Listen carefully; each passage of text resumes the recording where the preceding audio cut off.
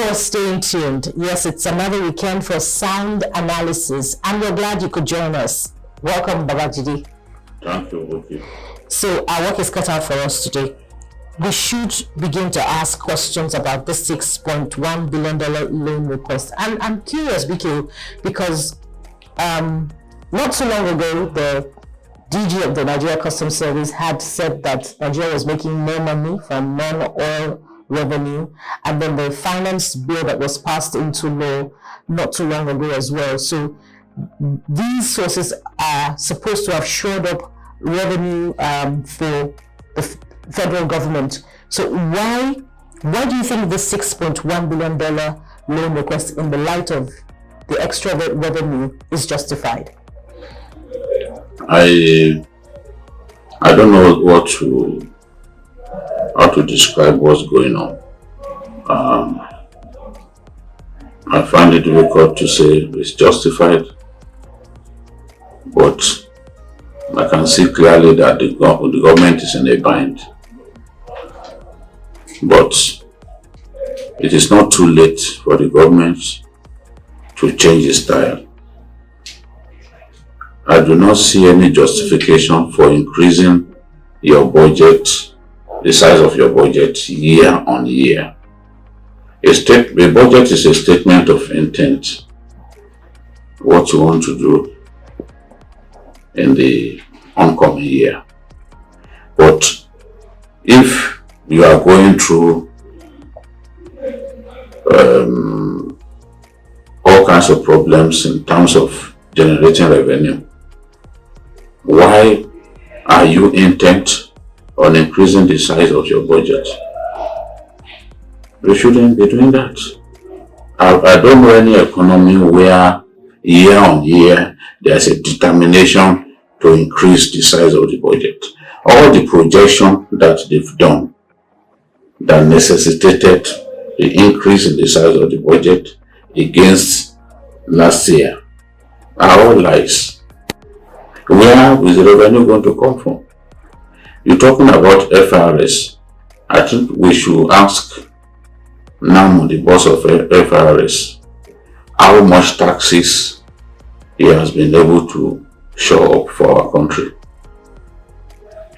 Companies are doing badly, so you expect them to pay much more than they paid the previous year. That's not good. It's not possible.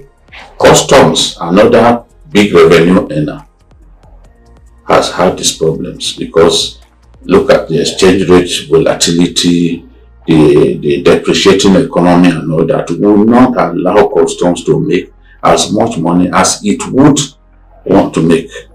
So in spite of all that, you still went on to increase the size of the budget. We want to every year say, okay, the budget was 7 trillion last year, we are moving to 8 trillion next year, and then moving to 10 trillion, when you do not have the revenue base to support such ambitious budget figures. This is the crux of the matter. And how much longer can we continue to ask for loan from creditors? It will get to a point that we no longer, they will not even want to entertain such requests from us. We will get to that time. But in my view, if the CBN governor, because I remember that the CBN governor complained about this obsession for foreign loans, and the fact that the obsession for foreign loans is draining resources. I know that people like Biswak Rewale, who are on the President's Economic Advisory Team, have also said that this obsession for loans, foreign loans, are not helpful. So who are the people advising the president to keep going for loans, this and that, at all times? Who are the people? If you also look at the budget every year, look at the headlines of our budget every year. It's the same items that you see there. Yeah, Capital expenditure. It's the same item. Getting more money. Buying more computers, buying cars. Corporate entities don't buy cars every year. Maybe 3 years after they bought maybe a 4x4, they buy another one.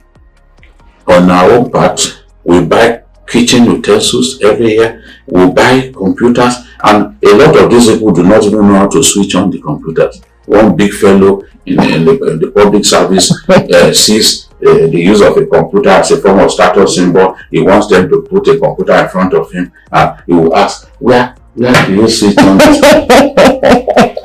I mean, he will say funny, but it's painful. These are things that bother me. How much longer? Look. So how do you judge these loopholes? And what questions should we be asking the Minister of Finance at this point? I don't know what goes through her mind, but I doubt if she can be excited about the fact that we are taking loans, except if she does not know her job. I doubt if she will be excited about this fact. It is perplexing to me that the executive simply writes to the Senate, and Senate President Ahmad Lawan, who is more concerned about shooting down restructuring, will simply acquiesce. How much debate went into it, we don't know. We should be in the region of maybe $48 billion now as our debt stock, whereas when this administration took over, it was in the region of 15 billion. Shouldn't that bother anyone? I should bother us.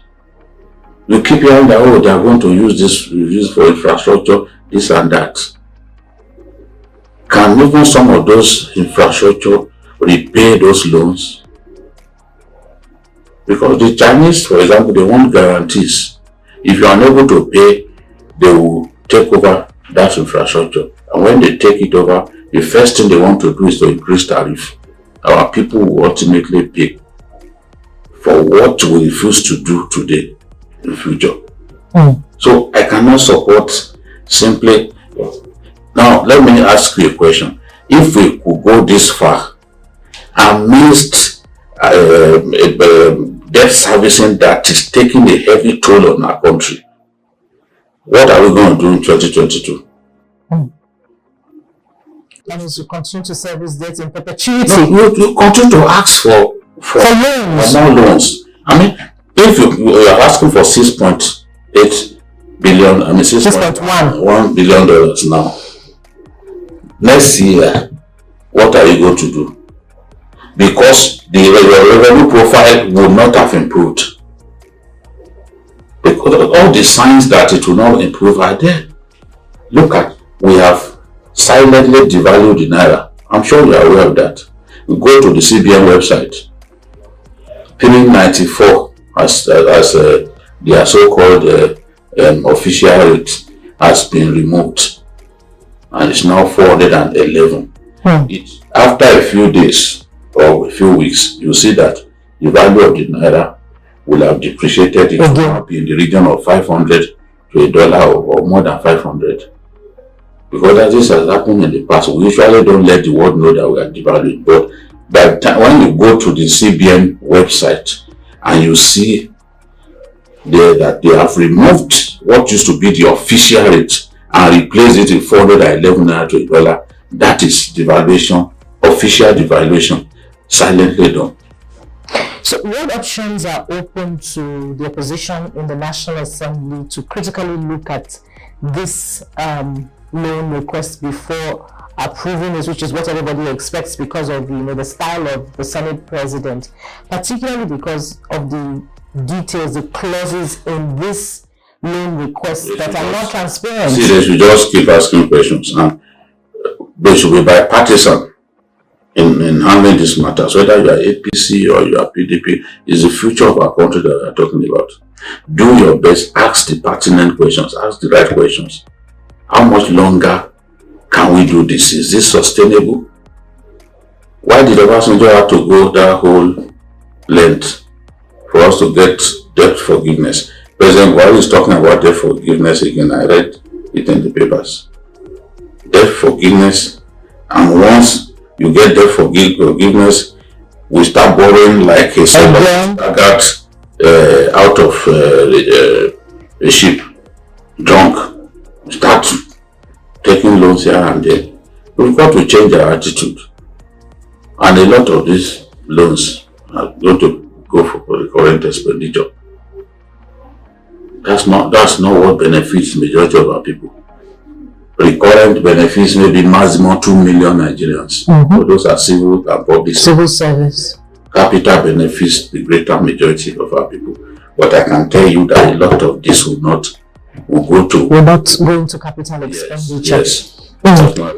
Okay, we could go on and on.